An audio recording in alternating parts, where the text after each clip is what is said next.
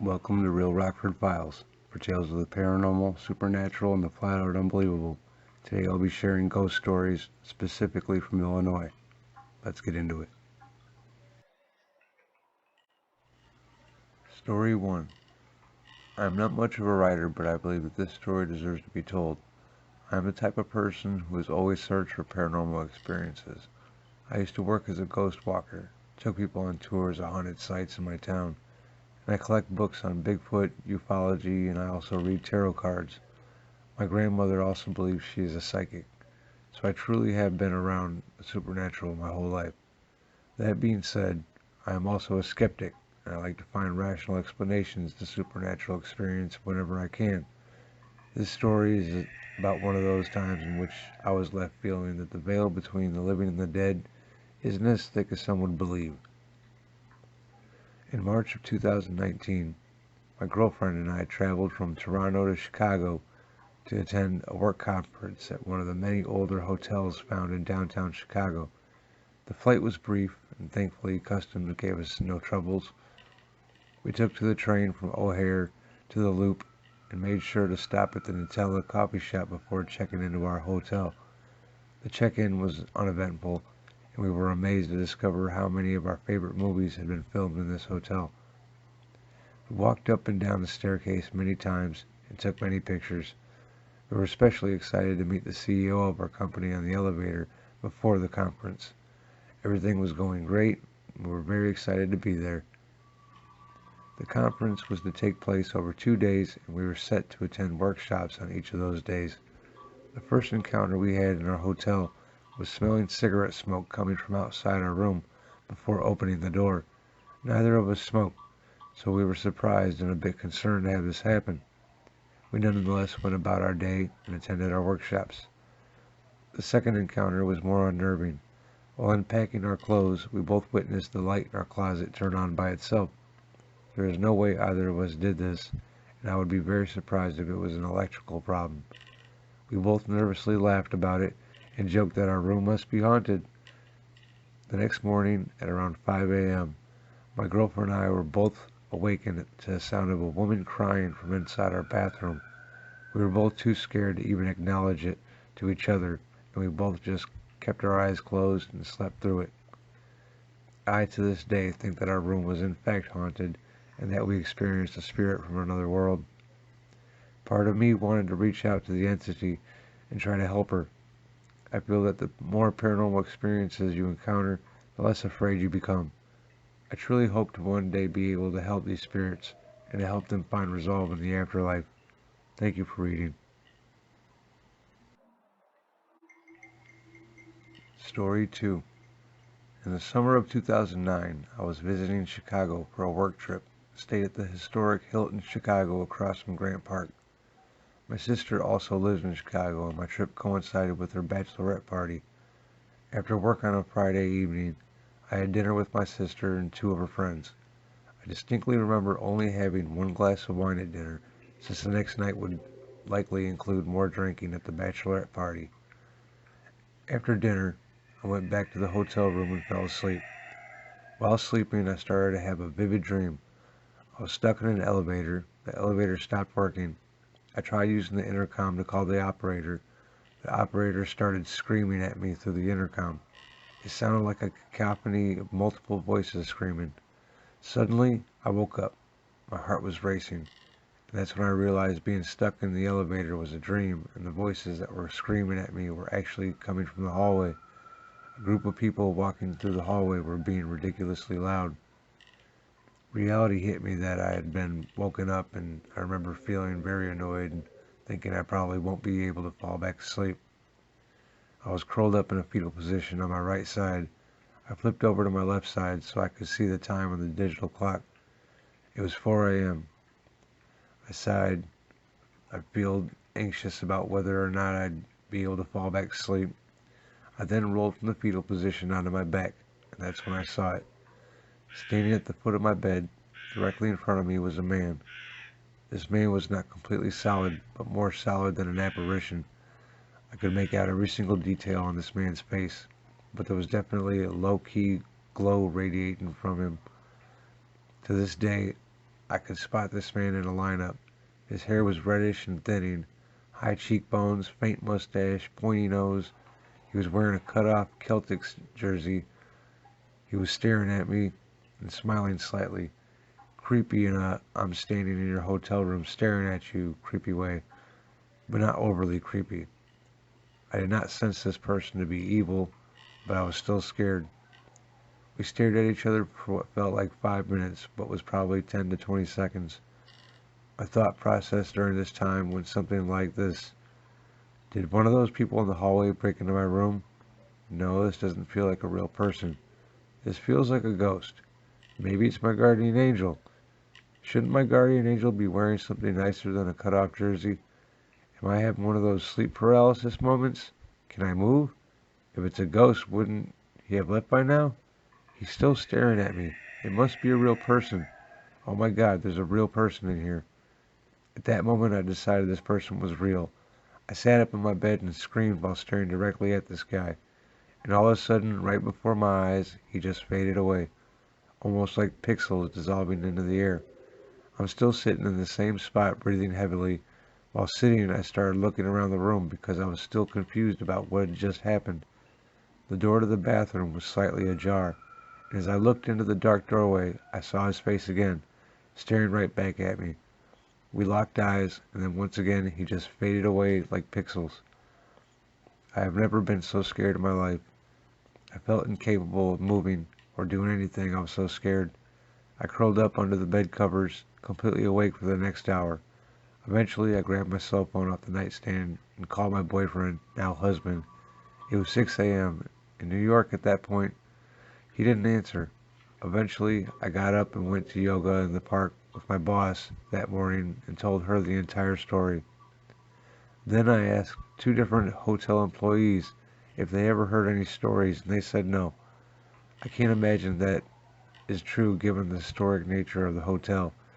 Later that morning, I talked to my boyfriend slash husband, and he said it was probably a remote viewer who was just having some fun going into different hotel rooms. I don't know what it was, but I know it happened. Story 3. Both these incidents have been years apart and in no way connected, but they are pretty fresh in my mind. Hope they're a good read for all. Incident 1.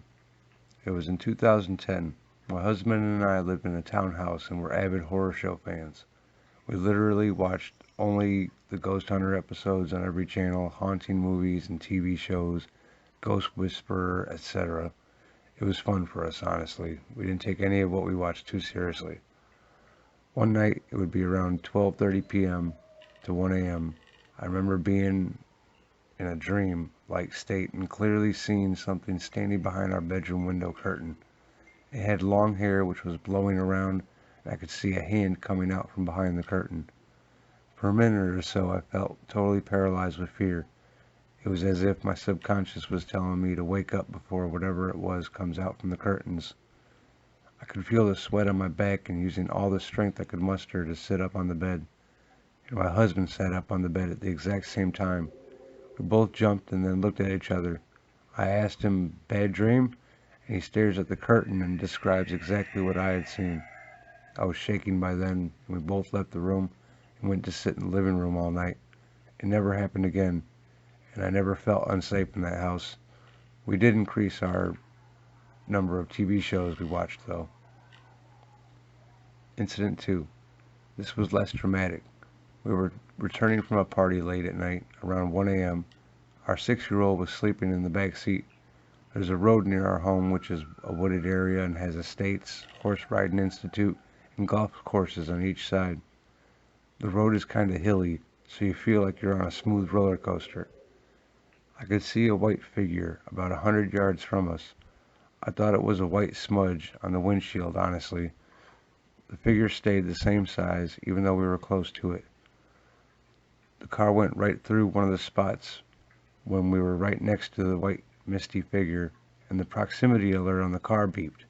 I was shocked for a second and then looked back but couldn't see anything on the road. My husband, who was driving, said it was just the road being so uneven that caused the beeping. We have traveled on that road hundreds of times since, but no beeps yet. I certainly don't take that road at night anymore, even though it's a shortcut.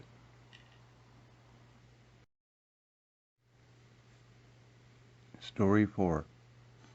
It was the year 2016 that I moved into a new home, a beautiful turn-of-the-century brick mansion overviewing the local Decatur Lake in central Illinois. This house was so large it was sanctioned into a triplex, dividing it into 3 apartments. The main floor was my home. Soon after the move, we noticed things falling and getting knocked off the table or couch when we weren't in the room. This happened a lot. I would walk into the kitchen and boom, something fell in the living room. It was strange, but we didn't think really much of it. About a month after moving in, I took a shower in the middle of the day.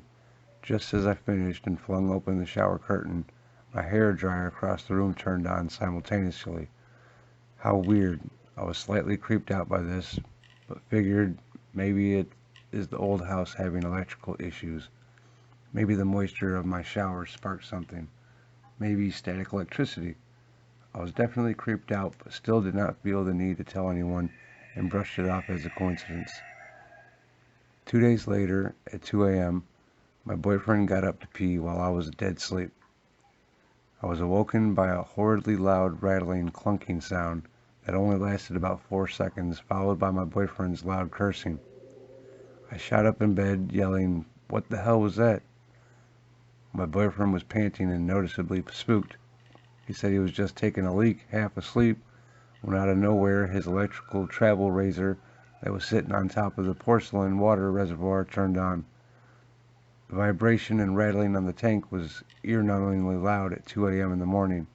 Damn near gave me a heart attack. I didn't touch it or anything. I was just peeing and it started to buzz. Look, it isn't even plugged into the wall. How the hell does this even happen? I immediately had shivers down my spine. The hair dryer, I haven't even told him yet. The hair dryer turns on for me, the razor turns on for him. How creepy is this?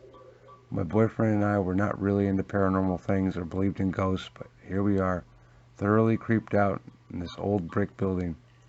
To make things more eerie, we found swastika and iron cross tiles embedded around the old fireplace, which was a very strange thing to find in 2016. During one night at around 2 to 3 a.m., we were both dead asleep and woken by an extremely loud bang inside our room. It was so loud my boyfriend shot up in his sleep and had his gun in his hand within a few seconds. He is a Marine. If I had to describe the bang, it sounded as if someone had a large stack of heavy books and dropped them from the ceiling to the floor. It was loud. The light switched right above my head, and as I switched it on, I was expecting to see disarray, something broken or fallen on the floor or something knocked over, but there was nothing. Absolutely nothing. Not a thing out of order. We could never figure out what in the world made this loud bang.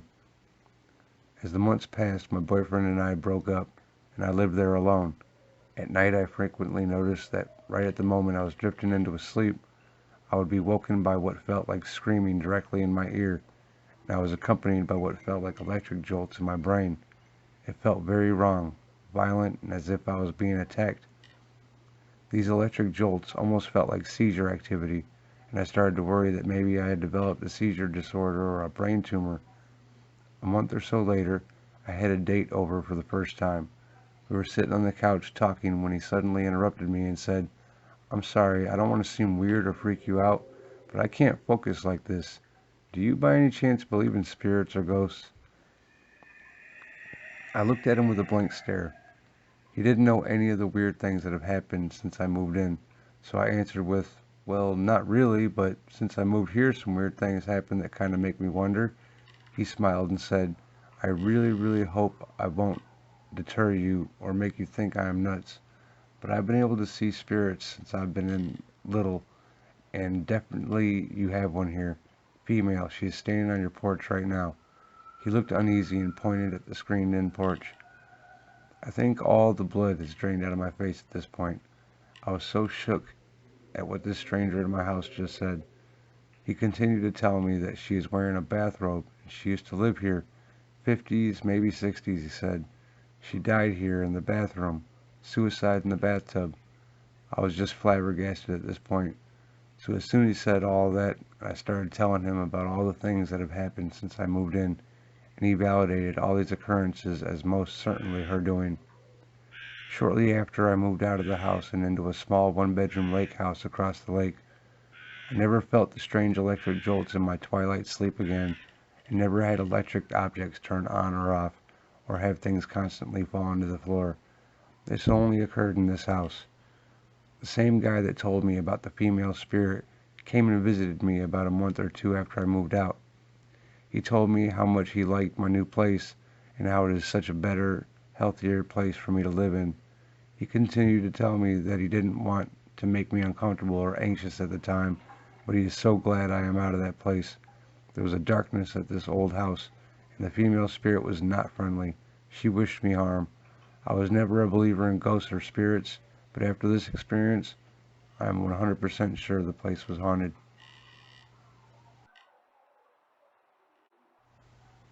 Story 5.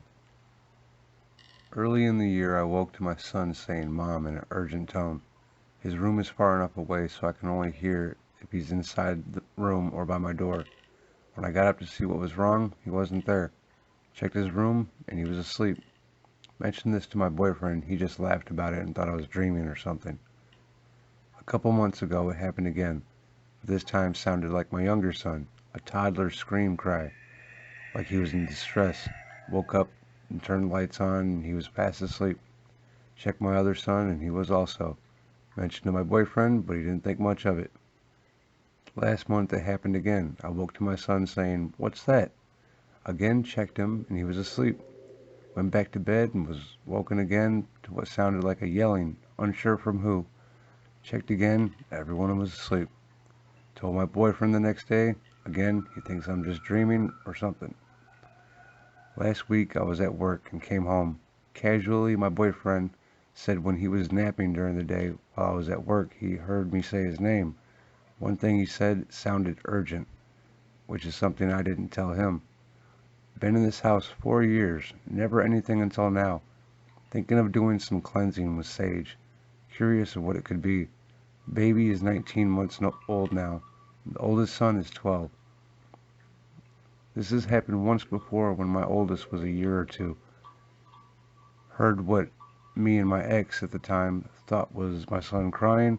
He was in another town that night with my sister. That time I saw a black figure by the bed. Rolled over and attempted to sleep once it faded away.